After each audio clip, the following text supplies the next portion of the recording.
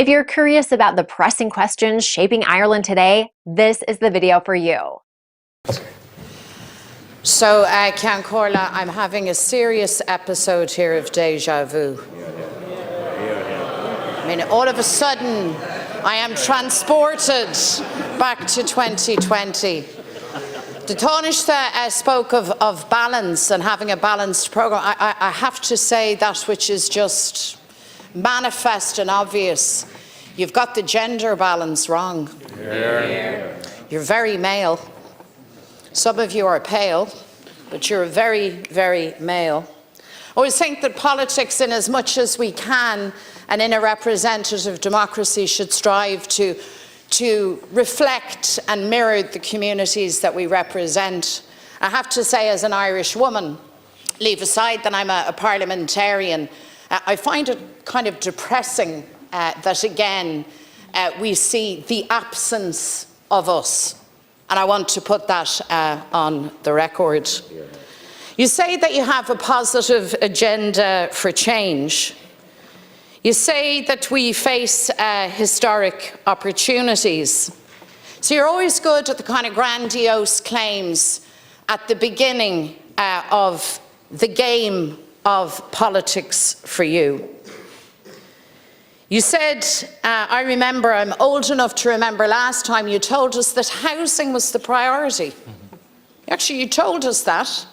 You said that you were going to sort out housing, that you had heard the electorate, that you recognised just how bad things were. That's what you said, and that's what you pledged. So where are we now? So many struggling to put an affordable, secure roof over their heads, sky-high house prices, extortionate rent, those in need of council housing waiting years and years on waiting lists. And you preside over a shameful level of homelessness. We now have structural, ongoing, growing homelessness in Ireland at a rate that none of us would ever have imagined or dreamt of. That's your record on housing. That's what you have done. So if that was your priority, and if that was your best shot at your priority over 5 years, well then God help us if we see what a mediocre performance or the issues that you don't care about, what that's going to look like. Yeah. People can't get the health care that they need when they need it. Our hospitals and A&Es are constantly overcrowded. Hundreds of thousands languish on treatment waiting lists. The trolley crisis now is just a daily occurrence. It's mundane. It's nearly taken as read day in, day out. And it's almost impossible to get a GP or a dentist's appointment. That's your record on health. Working parents fork out the equivalent of a second mortgage in childcare fees. There's a serious lack of places in the system. There's been no real demonstration of respect and advancement for early childhood educators and childcare workers, and thousands of children are on waiting lists. Stress, worry, pressure, that's your record on childcare. And households continue to struggle to make it to the end of the week, to light and heat their homes, to put food on the table with soaring grocery bills, rip-off insurance costs, never mind the rent or the mortgage. Hard-working people see the wages go out as quickly as they come in, and sometimes more quickly. That's your record on the cost of living. All these problems, by the way, existed when you clubbed together in government in 2020, and they're still with us today, worse than before. A testament to your collective failure. Being entrusted with ministerial office is a big responsibility.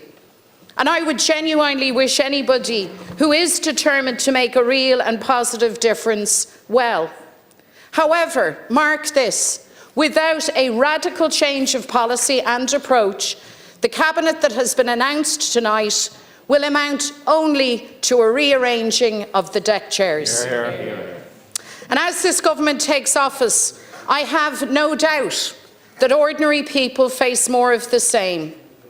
For anybody who believed that the leopard had finally changed its spots, well, the cynical approach to government formation taken by Fianna Fáil, Fine Gael and the so-called independents surely disabused them of that notion.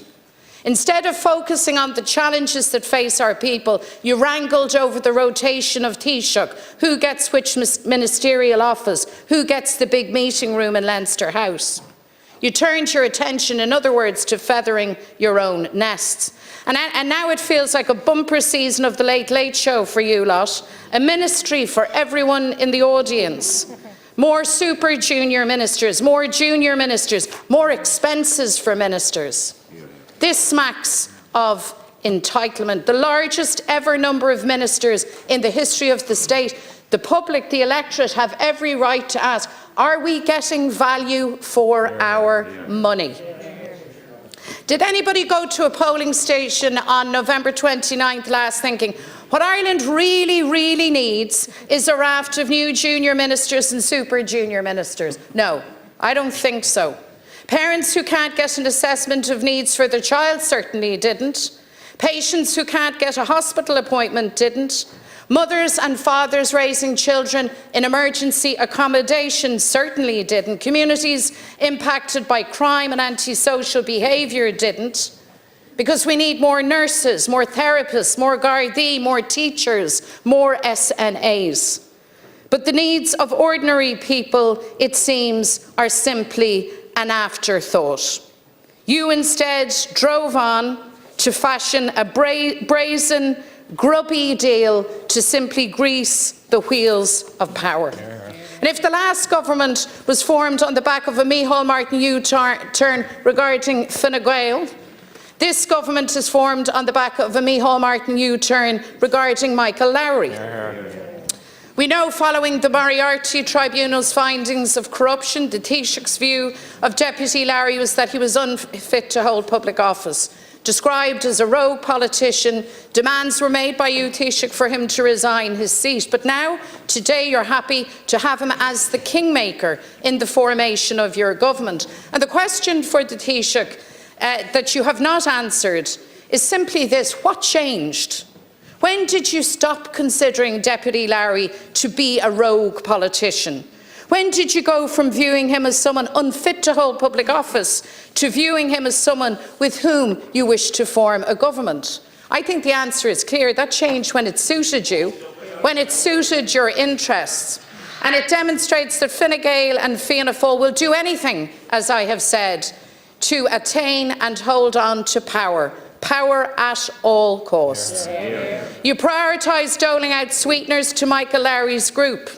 To satisfy the regional independents, you attempted to engineer a stroke to allow those TDs to be in government and opposition at the same time, a move that would make a mockery of this Dáil and undermine the integrity of this House. But we saw that off as a united opposition, and thank goodness for that.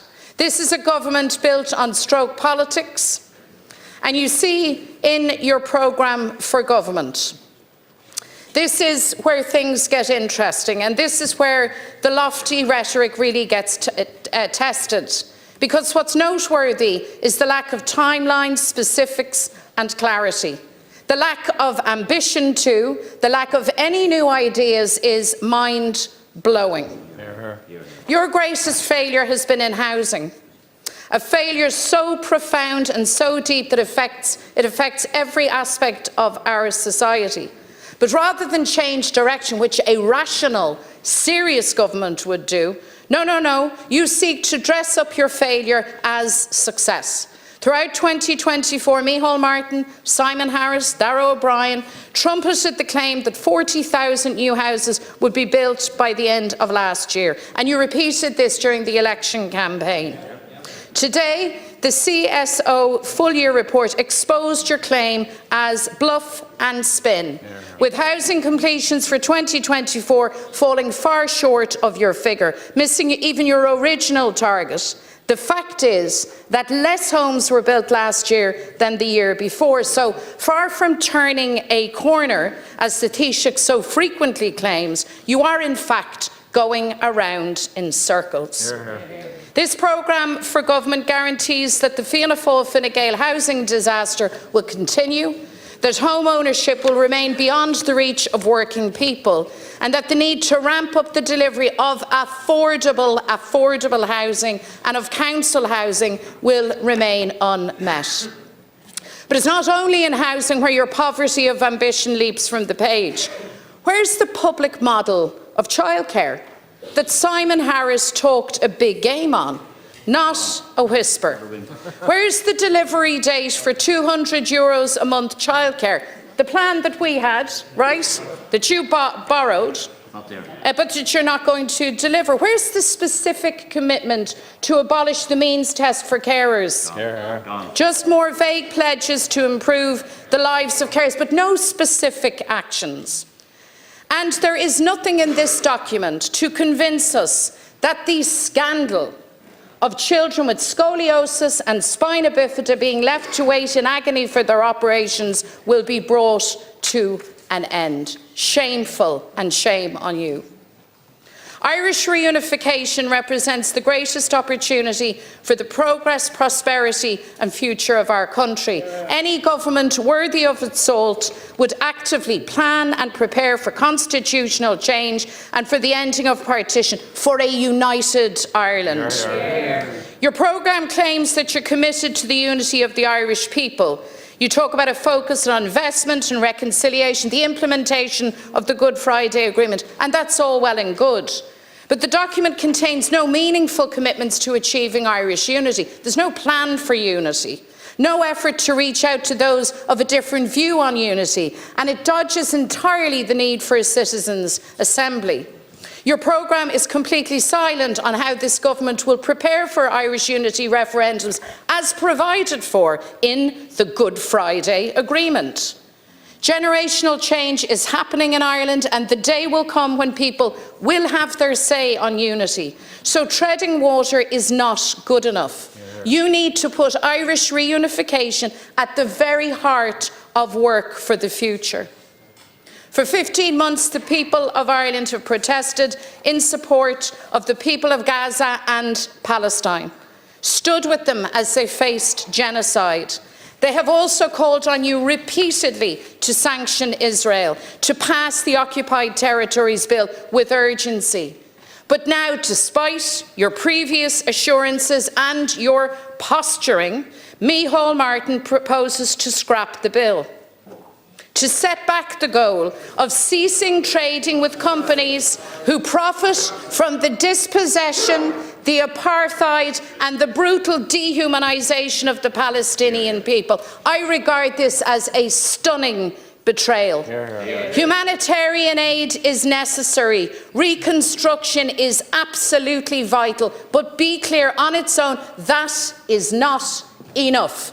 Israel must be held to account. There have to be consequences for the Netanyahu's regime and for their genocidal actions. And there will be, I feel certain, a united call from these benches, the opposition benches, and from the Irish public for this Irish government to do the right thing by Palestine. I've said before that elections are where Fianna Fáil and Fine Gael make their promises, and it's in government where you break them. If this document is the product of Fine Gael's supposed new energy, then I'm afraid the tank is running on empty and the lights have gone out. If this document is where Fianna Fáil's moving forward together intends to bring us, then it points in the direction of continued failure. And our people deserve so much better. They are entitled to see ambition to make their lives better. Another 5 years of mediocrity simply won't cut it. The priorities for government must be to ensure that everybody can have a home of their own, to transform our health services, to deliver affordable childcare, to really tackle the cost of living. These things can and must be fixed, but they will only be fixed by moving beyond the broken politics that Fianna Fáil and Fine Gael have followed for generations. I believe the day will come when we will have a new government for working people. And that is why we will work harder than ever to represent people, to stand up for them, to fight their corner, to convince and to reassure more people that there is a better way. Yeah. Thank you, Deputy. Thank you.